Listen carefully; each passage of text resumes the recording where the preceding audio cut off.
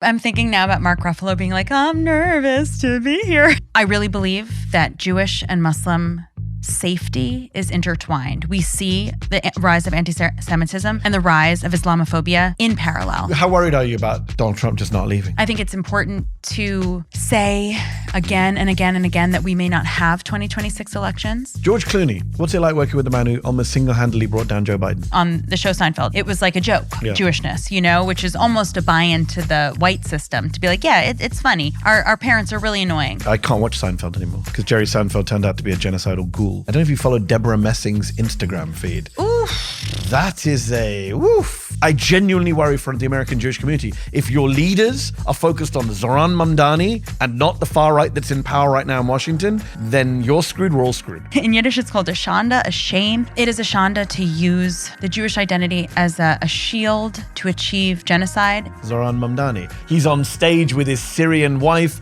and his Indian Hindu mum and his Ugandan Muslim dad, and he's speaking in Arabic and he's calling out Donald Trump. What do you feel about that? I feel that is truly American.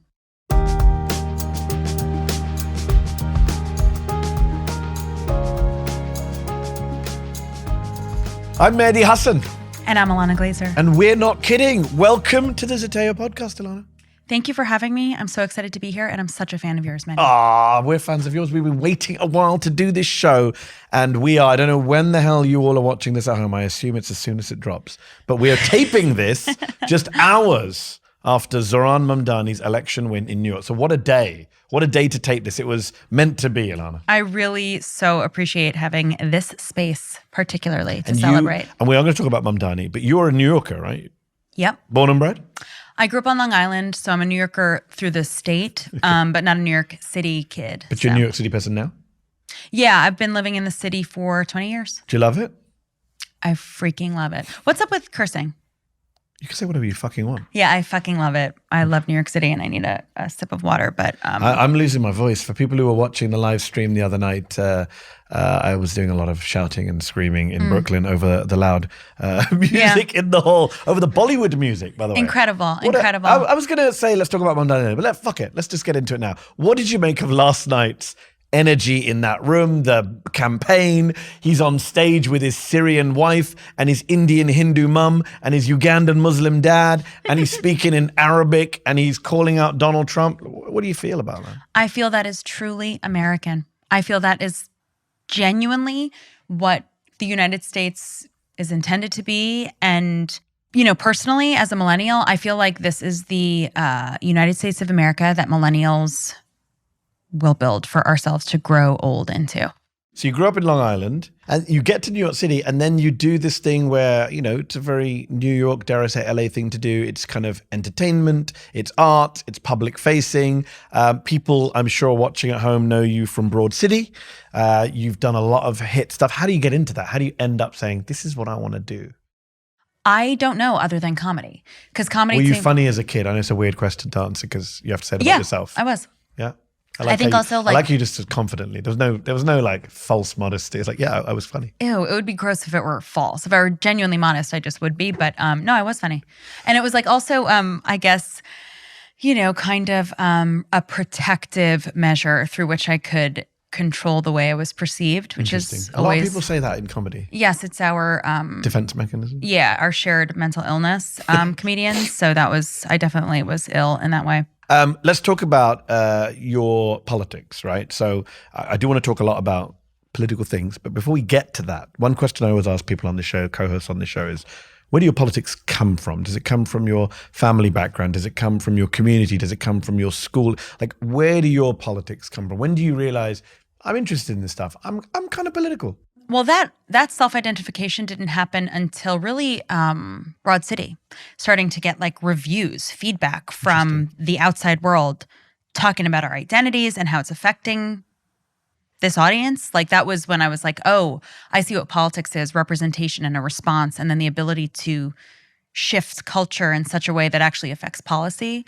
But my like political views were really formed by being a minority as a Jew and being around in a very conservative, politically conservative community, but having Hebrew school and a Jewish education to understand what this system is and how it has been designed. So you're doing Broad City and you're working that out. Recently, in the past year, you've been doing Good Night and Good Luck, which was the George Clooney movie of '05. It's now on Broadway. It's the famous clash between Edward R. Murrow and Senator Joseph McCarthy. That's super political on multiple levels, obviously. Are you feeling, as you're doing that play, are you feeling like, okay, we're doing this thing from whatever it is, 70 years ago, but it's all so relevant now, the attack on the media, the authoritarian president? Oh, I mean, you know, like it was funny, my husband and I were talking about it because he saw it a few times, and he was talking about how the story actually felt quaint compared to now. Quaint to have this like little bitch senator like whining and yapping about, you know, terror and trying to do it.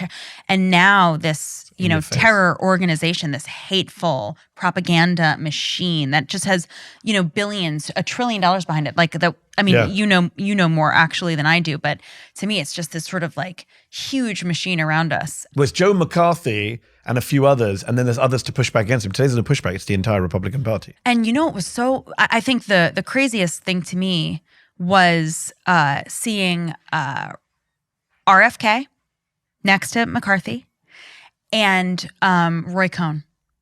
So not only are we watching Donald Trump's mentor. Yes. Not only are we, and so he saw, you know, we are like living in Roy Cohn's America. That was the craziest thing to watch night after night, and for that to like really get embedded in my bones that Roy Cohn constructed this entire thing. George Clooney reached out to you. Grant Heslov reached out to you to play Shirley Wershbau, who was a real producer at CBS News. She's 102 when you met her, I believe, earlier this year. What was that like? And in July, she turned 103. Amazing. It was incredible. Her mind was so sharp, and she God, was... I hope we're like that, Ilana, when we're 100, if we make it to 102. May God bless us. Do I want to get to 102? But if we do... May God bless us to have the capacity that Shirley Wershbau does currently. It was amazing. And she was, you know, so she is, I'm third generation American, and she like could have been my grandmother. My grandmothers would be the same age about, you know, 102, 103, whatever. And she was first generation American like my grandmothers were. And when I met her, we were just connecting our, you know, ancestry as Ashkenazi Jews, and also the timeline. I'm like, you could have been, we really could be, you know, in the same bloodline. And neither of my grandmothers went to college. So I was really asking her, like, how did you know to select yourself that you could work and have a career? And she like, you know, couldn't really explain her own magic. She was like, I knew I wanted to be a reporter. I was like, okay, that's what the deal is. But she was incredible. And George Clooney, what's he like? Just lovely. What's it like working with the man who almost single-handedly brought down Joe Biden? Oh, God. That happened. Educational. It was, I mean, he's really, I mean, to your point about that, like he really puts his money where his mouth is and puts himself on the line in a way that is stunning. Night after night. Doing this play and teaching conservative tri-state area folks who just want to come see a movie star. That's true. On stage and share. Doing Edward R. Murrow. Liking this video? Then don't just watch. Hit like, share, and subscribe. And tap the bell so you never miss a video or live show. But if you want early access to exclusive content, then you have to head to zeteo.com and subscribe now. You'll be supporting fearless, independent journalism. I believe you called Daily Show host Jon Stewart the Edward R. Murrow of our day. I did indeed. The voice of common sense among the hyper-normalization of everything. Ooh. I'm a big Jon Stewart fan. I was lucky enough to do his podcast recently, and I said it to him on his show. I said, are you going to run for president? And he didn't say no. So, you know, like the meme goes, you're saying there's a chance. What do you think? Jon Stewart run for president? Are you against comedians running for president? To be honest, I don't really think that artists should become politicians. Interesting. I think that public servants should become politicians. I'm shocked to hear you're not a fan of Ronald Reagan. Although, wasn't he the president of the union, which, okay, you can call that a public servant, I suppose. So we're not going to see a presidential run from Ilana Glazer anytime soon. But you have called yourself an activist. Why? What makes you an activist? I think what makes a person an activist is when they risk their currency in the capitalist system, which I have done by speaking up for human rights. You've also come out very strongly for the man we talked about at the start of this show, the man who's today the mayor-elect of New York City, democratic socialist, Muslim immigrant, Zohran Mamdani. When did you first come across Zohran? I first came across Zohran Mamdani via Cynthia Nixon. Okay. Yeah, she was like telling me, I mean, it's so funny now. It was, I forget when it was, maybe a year ago or less than a year ago. But her telling me about this incredible activist turned elected official who was a democratic socialist. We had Cynthia Nixon on the live stream last night in Brooklyn. And I said to her, you're basically a talent spotter. You see these young up and coming people and you get behind them quite quickly. I've learned a lot from Cynthia Nixon about organizing. She is a machine. Yes. And I want to say actually, and also she is like human magic. She's not just a machine. She is so centered in her fight for human rights. I really look up to her and learn a lot from her. The first time Zohran Mamdani was on Zatir, it was actually an interview she did with him about his bill to stop settlers from getting tax exemptions for their charities here in New York. Wow. So she was well ahead of the curve on Zohran. A lot of people have since come on board. I mean, it's interesting you mentioned George Clooney. Like a lot of celebrities, and we've had this discussion on the show before, they're happy to speak out on lots of issues, Trump, etc. But when it comes to things like socialism or Israel or someone like a Mamdani, they're a lot more cautious. We've seen a lot of celebrities also lose their minds over Zohran Mamdani. I don't know if you follow Debra Messing's Instagram feed. Oof. That is that's, I think she posted, someone said she posted 90 times in 24 hours. Dude, I heard it was 150. At one point, she was just sharing Donald Trump tweets. And this I'm is like, Debra Messing, who was part of #Resistance, liberal. But when it comes to this, Mamdani, Israel, whatever you want to call it, their brains break. It's really, we're in such an addictive, it's such an addictive tool. And the algorithm of Instagram has been so turned up to make us so addicted, to burn parts of our brain as effectively and economically as possible so that they can take those parts of our brain, really. So to see that algorithm work on Debra Messing of Will and Grace in real time, like no way. Radicalized in real time. And not knowing, I mean, she must not have known that she was posting that much, reposting that much, or that she was being seen. Yes. To lose to lose the consciousness of actually being witnessed, that is very frightening. Someone must have intervened because I believe she did start deleting stuff. Oof, that's even more chilling, honestly. Then the sudden awareness, that chills me. What's weird about her is, and I don't think I've ever revealed this, but she and I used to DM many years ago, I think in the first Trump term. Okay. And she was very supportive. That sounded bad. I mean, in like talking about politics. Yeah, okay, copy that. She used to say. Sorry, I make everything fucking sexual. I apologize. But she used to send, we used to talk about politics. Like she was one of the, many celebrities follow me. Here's a flex. Many celebrities follow me on social media and share stuff that I say. To be honest, it's no longer a flex because celebrity has lost its currency. That's true. In fact, you and I met on Instagram DMs. That's right. If we're going to go down that road. But anyways, back to Debra Messing. She was vaguely normal. Clearly, you've seen people being red-pilled in front of our eyes. Like they're being radicalized in real time, as you say, by the algorithm, by the shift in politics, by things like the encampments and protests against Israel. Obviously, October the 7th for a lot of Jewish people was very traumatizing, including public figures. And a lot of them just went off the deep end. Imagine getting to a point where you are resharing Donald Trump's posts about Zohran Mamdani uncritically on your social media. I mean, so a few things to say here. You know, you initially started this moment by talking about celebrities are comfortable talking about this, but not Jewishness, Muslimness, and Arabness. Yeah. And I think that, I think that in the past 2 years, Ashkenazi American Jews, well, also Ashkenazi Israeli Jews, have had to come to terms with their ethno-religious identity and where that fits into the racial landscape. What have you been thinking about your own identity in the last couple of years? I have been thinking, it's actually like a continuation of what I've always been thinking, which is the, that whiteness is a construct, and Jews have been placed into a certain cog in the machine of the colonial, white supremacist, misogynist system we all live within. And I think people of all different identities have the opportunity to buy in with diminishing returns the further from white you actually are. But also, do you have to define yourself against something?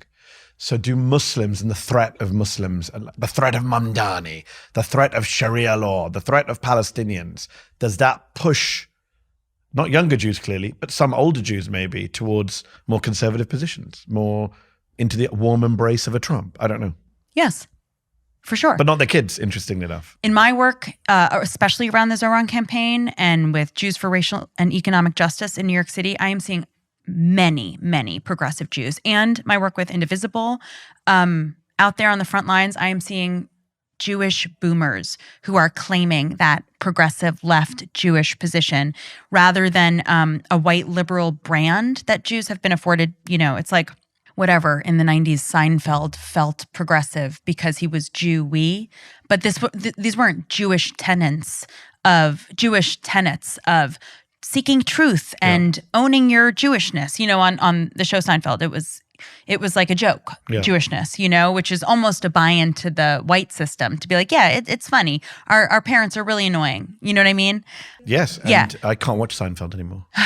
Jerry Seinfeld turned out to be a genocidal ghoul. Yeah, well, you know, I think for the one or two people who are lucky enough to have landed in the system at a time when they can become billionaires from comedy, then you see who's, you know, how strong a person's mind is or not. And I feel like to call the pro-Palestinian movement, he called it, I think, like the KKK. He said they're worse than the KKK, the Free Palestine movement. He said at Duke University, it was reported. So I'm like, that is social programming. That doesn't even, none of that makes sense. That's social programming. So, you know, when you can't like sort of be inside of yourself and your life and reflect appropriately, I think that social programming really snatches you up very efficiently. It's interesting you talk about social programming.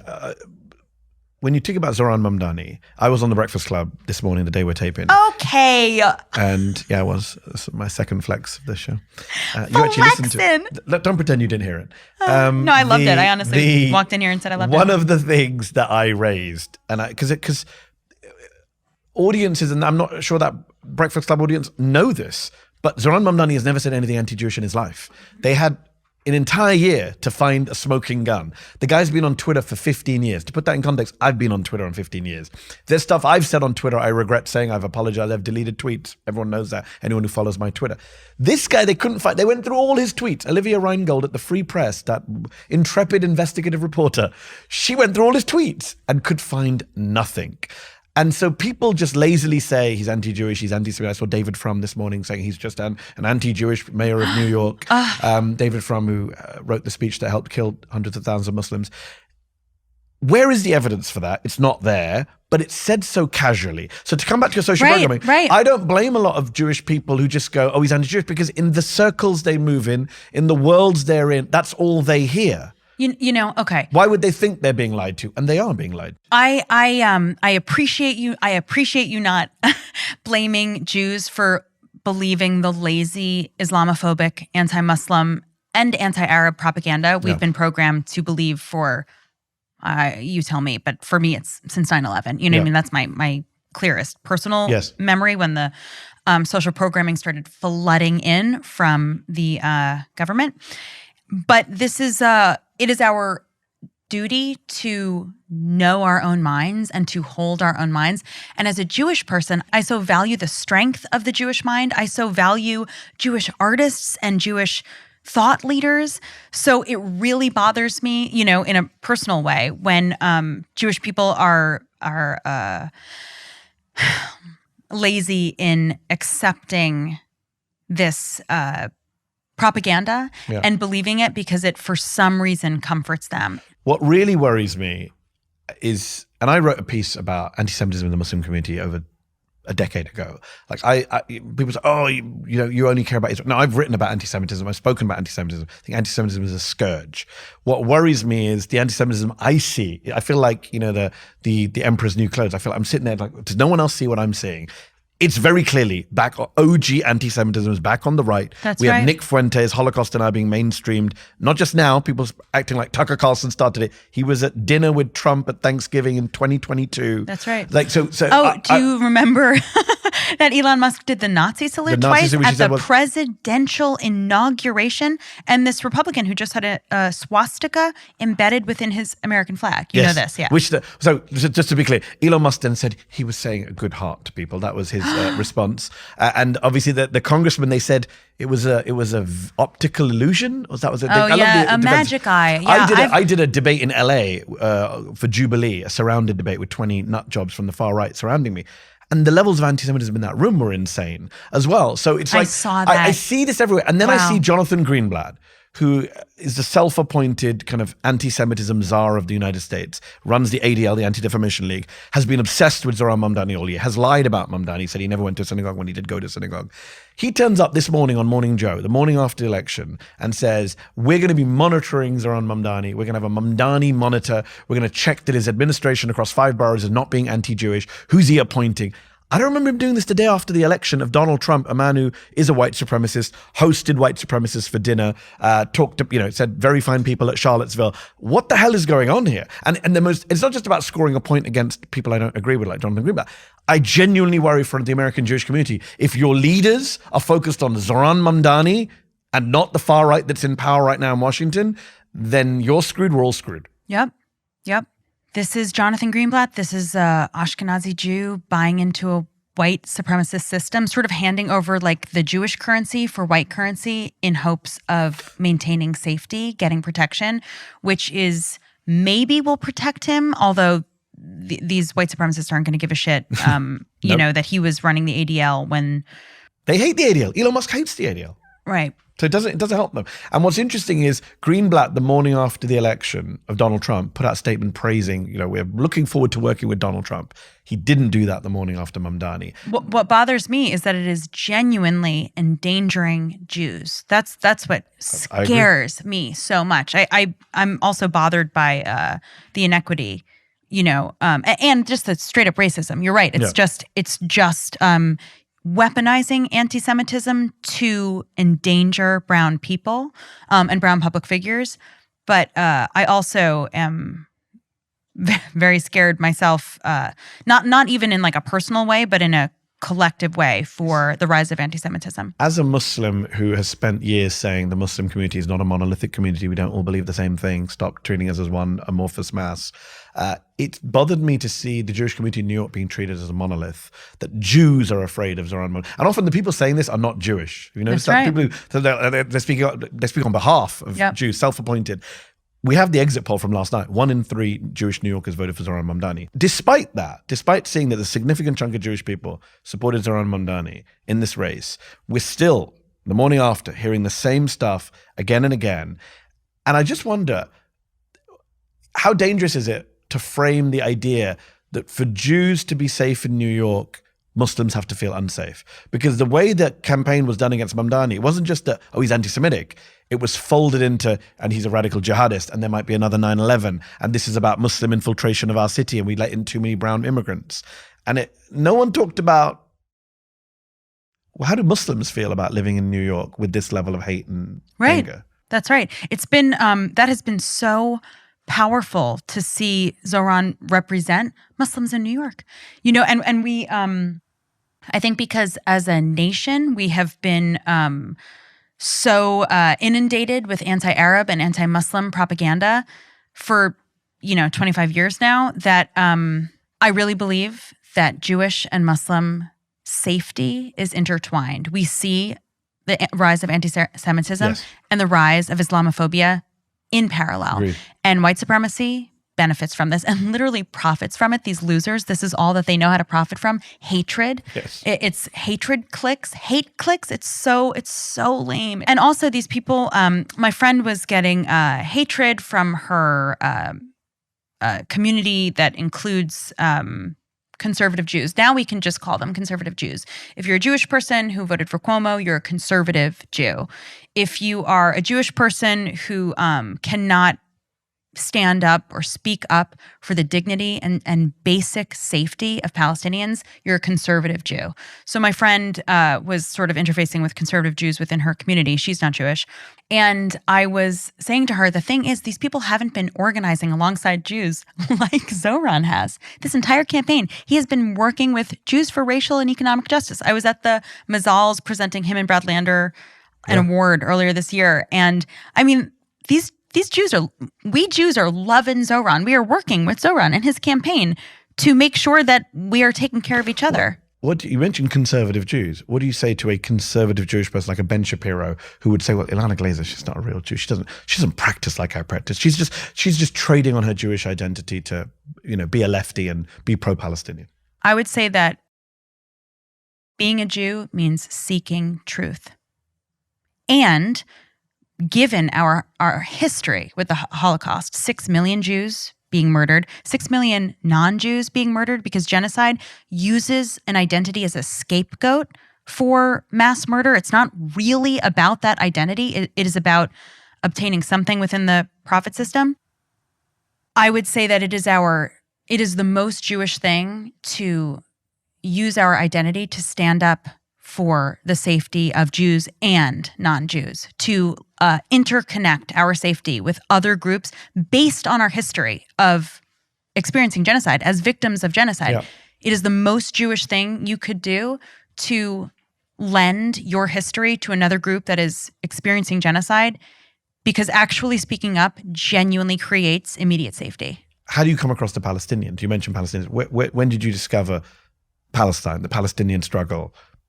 And see yourself in a community where, I'm not going to say a majority, but a big chunk of American Jews don't support the Palestinian liberation struggle.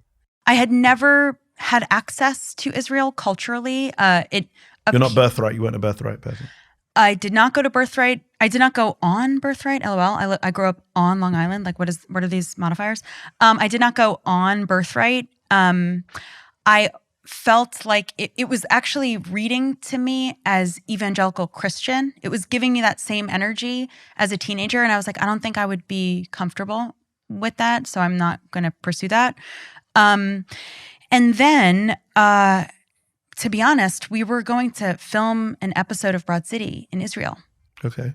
The Birthright episode. And there was an intifada, actually. And some Israeli kids had been killed at the border. And we were like, this is actually beyond the scope geopolitically, beyond our geopolitical scope. I think we should rewrite this. We were really like prepped and planning. And in fact, the people in Israel who were going to help us film it were like, you'll be safe, you'll be armed, there will be like armed guards. And we were like, this is not what we understood. Yeah. And we pulled out and we rewrote it to make the Birthright episode, which is a bottle episode on an airplane, in which the girls never get to Israel. And then I realized, and much like my work as an artist, I realized like this feeling that I've had for a long time, this instinct has a historical truth, a history attached to it. And that was when I started educating myself. I believe that was 2015. And that was when I started educating myself. There was a massive, obviously, Gaza assault in 2015 as well. Yeah. That was one of the many times. So October 7th comes along. For a lot of people, history begins on October the 7th, but not for you, because you've started educating yourself before then. So you've had a good, whatever it is, 8-year head start. For those of our viewers who are not part of Jewish communities, what was it like after October 7th being in a Jewish community holding the views you hold? I guess, as a Jew, I feel like a desert Jew. You know what I mean? Like I'm like an OG New York, progressive Jew, just like in my bones. And for me...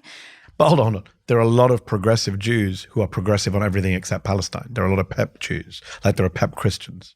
PEP? Progressive except Palestine. You never heard that phrase?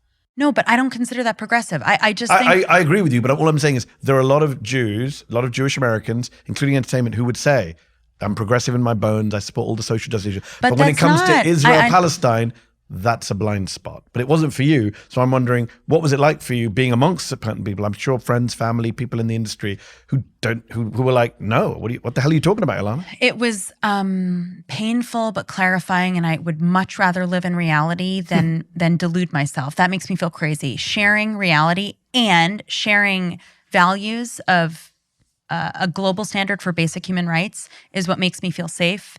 So I just had to grow up through it. And I'll tell you, I was on tour at this time, and, October 7th happened. And then my next show, the big company, I guess, behind the tour was sent security and bomb sniffing dogs. And I was like, I wonder if my Muslim peers are getting this same protection.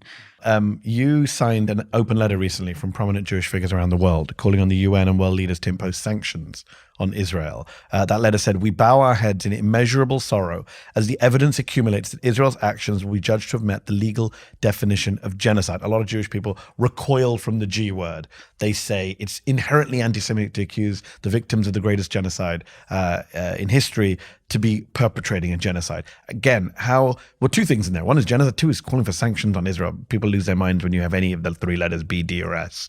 How hard, again, was it for you to sign that letter with the genocide word, with the sanctions call? I'm thinking now about Mark Ruffalo being like, I'm nervous to be here.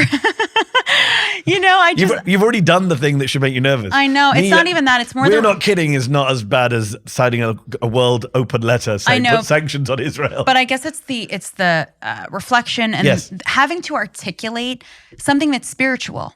Human rights. My spiritual. But people want to hear it because, unfortunately, people like you are very quickly smeared and tokenized. And I would like to hear you. What you're going through. Speaking up increases safety for everybody. And I actually want that safety even for people who hate me or think they hate me or use me and tokenize me. AOC just said it beautifully on the CNN town hall. She wants MAGA to have food and healthcare. Yes. So do I. And Zohran did that to a heckler recently. He said, I just want you to be able to pay rent. That's exactly it. I want everyone in this country to have a basic standard for human rights. And then I know that when that time comes, which it will within our lifetime, when that time comes, the hatred that is going to cool off and people are going to be so much happier and partying more together. Have you got a date? When does this happen?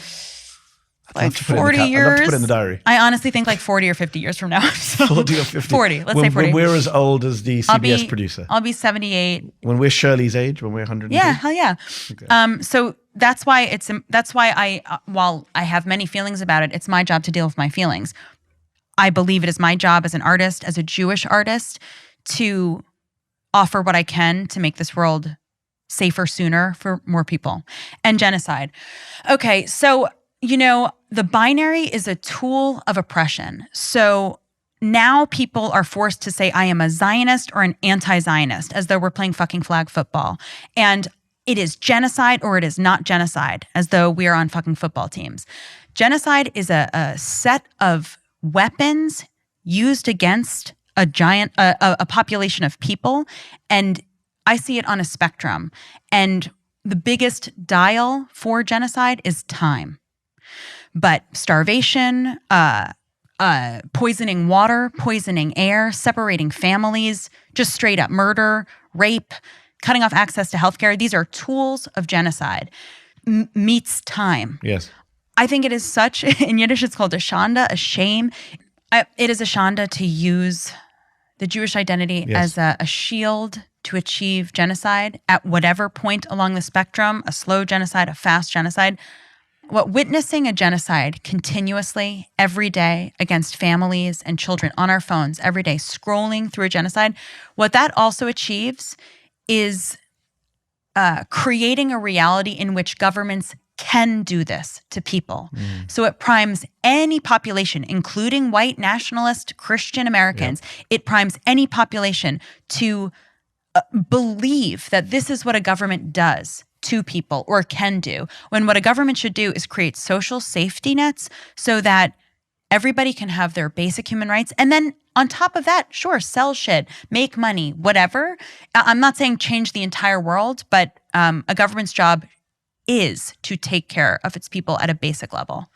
100% agree. Oh, yeah. And when you said Shanda, I was thinking of your fellow Jewish artist, Hannah Einbender, who just came on our shout out to another Zateo podcast, Beyond Israelism with Simone Zimmerman.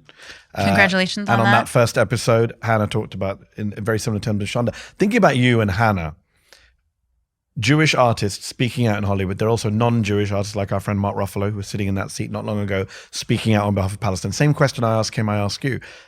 Has there been attempts to censor you? Do you worry about your career? Do people come to you quietly and say, Ilana, shh, you're not going to get booked. You're not going to get roles? I'm such a real ass bitch, Mehdi. I'm such a real bitch. I'm really me. I'm the writer, I'm the producer, I'm the actor. I love to play. That's what was so fun about Good Night and Good Luck. Not only to play, but with like the most talented people. You know, I love to be a vessel for somebody else's vision, but I feel confident and secure in my capacity to create work for myself and for others. But you were, but Good Night and Good Luck is you were hired to do that. Correct. But what if hypothetically they'd be like, well, George Clooney and team don't want you because you've been signing open letters about ceasefires. But they wouldn't, and I am. But you know that happens in the industry. You know there are many people who've been of course, but blacklisted. of course, but I don't know. So what? I'm gonna. It's just in poor taste. You know what I mean? It's just really bad taste to sacrifice speaking up and making the world a safer place sooner to what? Get a commercial to sell some stupid shit. And you know what I mean? And like I love playing the game. I really do like enjoy doing commercials and I love working in the industry, but not at the expense of literally the safety of the audience taking it in. If only more people thought like that. It's not just, of course, Israel-Palestine that you've been speaking out about. I got to bring up our domestic shit show. Yes, Zohran Mamdani won in New York.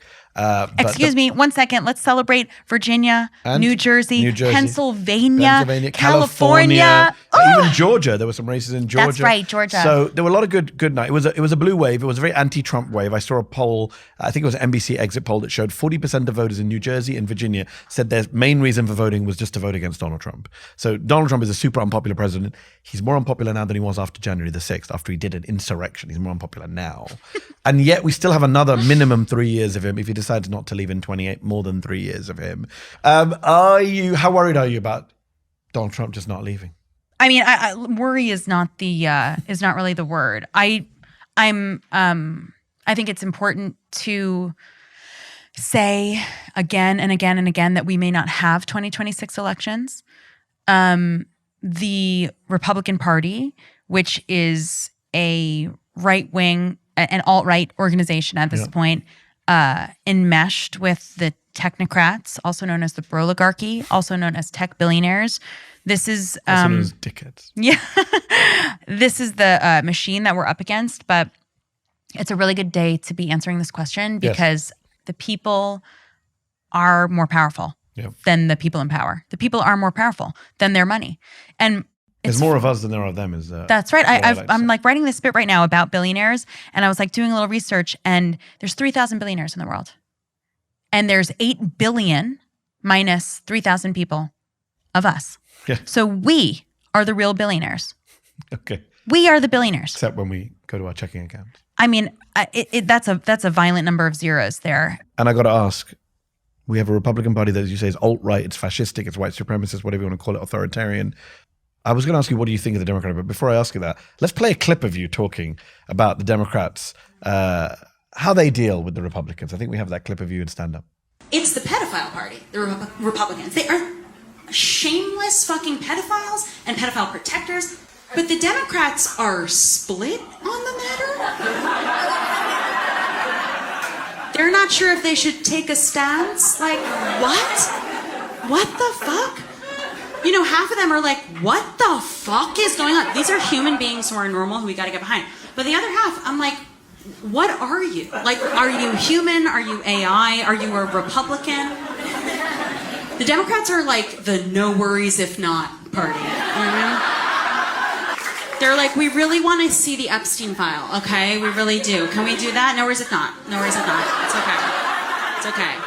Why are so many of those Democrats, you said half, which I think is you being generous, I would say more than half. Why are they so useless? You know, perhaps this system is so this program has been run for so long of what is normal. So many Democrats who have been personally profiting off of what is normal, insider trading, fancy whatever treatment in their lives, to break that mold would mean that they would have to self-actualize in a personal way that would be so disruptive to the way that they run in their lives currently.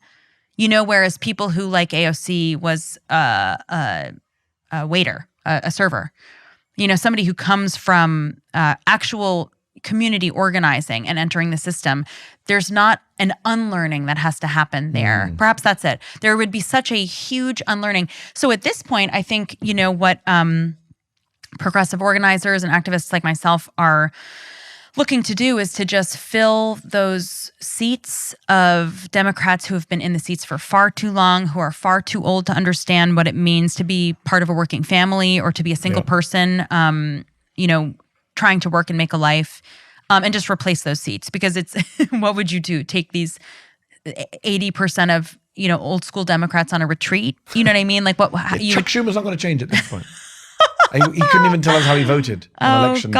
Oh gosh. And to somebody's point, somebody made a great point on Instagram, except it's deleting parts of my brain, so I can't really remember. But Chuck Schumer and Hakeem Jeffries were not there celebrating last night. No. A Democratic mayor won. They should be there celebrating. I was at the election and I said, a colleague of mine were watching the speech and thinking, why would any political party reject this guy? That's right. What is there to reject about the energy, the excitement, the emotion, the momentum, the eloquence in this room? What political party that wants to win says, this guy, we don't want anything to do with you? And Kathy Hochul has an election to win in June. And at first she wasn't sure. She wasn't sure what she felt about Mamdani. And then now she's been bending toward smart. Mamdani. And I say, honestly, bring it on, girl. Come on in. Like, we are checking her on her climate policies, and we are trying to make sure that she doesn't pass the Williams pipeline, which you might as well call the Trump pipeline. However, and she doesn't want to tax the rich, which was going to fund Mamdani's policies. So that's going to be an interesting battle.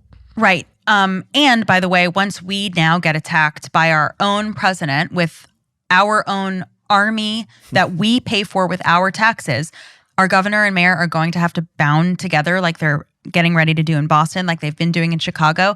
So you better get on the right page. However, I'm actually like, okay, great, change toward the thing that's happening. So if we're the magnet, the progressive movement, I welcome anybody who will then lean in toward us.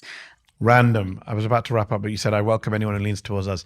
Do you welcome Marjorie Taylor Greene? She's on this weird journey right now. She was on The View a couple of days back. She's criticizing Mike Johnson. She's saying innocent Palestinians are being killed. A lot of people on the left, a lot of Muslims saying, wow, she's on our side. What do you make of that? I think that Marjorie Taylor Greene is a very talented performer of a sort. I mean, she thinks Jews have space lasers. I don't know what space lasers are. You know what I mean? This is a truly OG. The Rothschilds, that was a fame. She went on The View and pretended it was all out of context, and she was lied to by social media and QAnon. What? About her anti-Semitism? About all the conspiracy QAnon space lasers. She's like, I was misled. She was telling Sunny Hostin on The View I saw this week. She also, when Muslims tell me that she's on our side now because she criticized Israel. You're kidding. Unfortunately, a lot of people have bought into this because people are desperate for allies against Israel.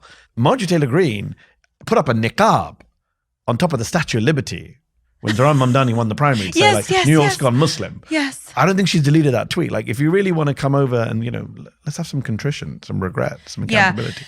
Before we were talking about the Republicans and the technocrats organizing against us. Am I worried about 2028? And I'm actually just want to keep myself in mind and make everybody aware. 2026, we may not have elections. Who knows what kind of, who knows what will happen to achieve actual free and fair elections. But the funny thing about this colonial, capitalist, white supremacist, misogynist system that we live in is that people really believe the construct of money.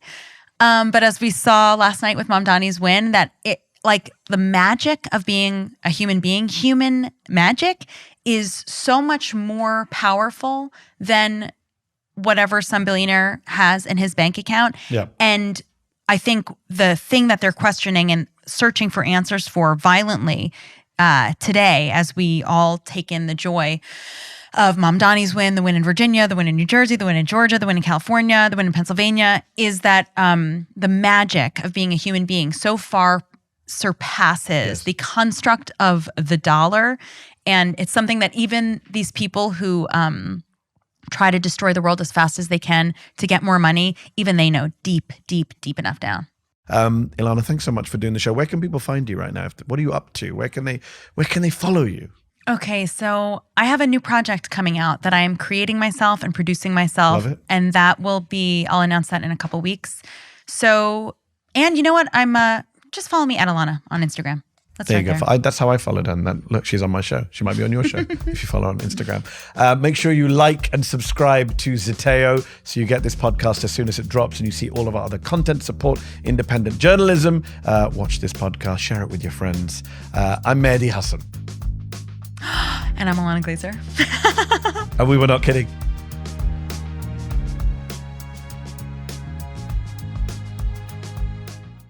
Did you like this video? Don't forget to subscribe to this YouTube channel and turn on notifications. For exclusive content and to support our independent, unfiltered journalism, head over to zeteo.com. Your support matters.